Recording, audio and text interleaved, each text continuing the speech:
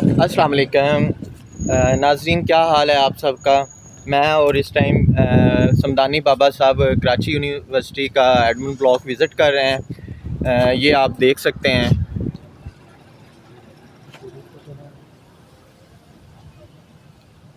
ये कराची यूनिवर्सिटी का admin block है जी। और हम इसमें एक सिलसिले से आए हैं एडमिशन के हवाले से, और एक बंदे को मिलना है हमने। और माशाल्लाह मेरे साथ समदानी बाबा भी हैं और बहुत अच्छे हैं। इनके जो स्पीच है, इंस्पायरेशन है इनके साथ।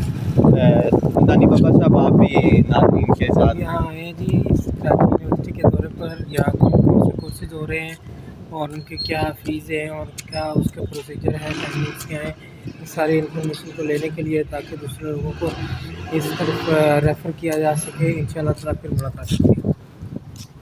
अस्सलाम वालेकुम।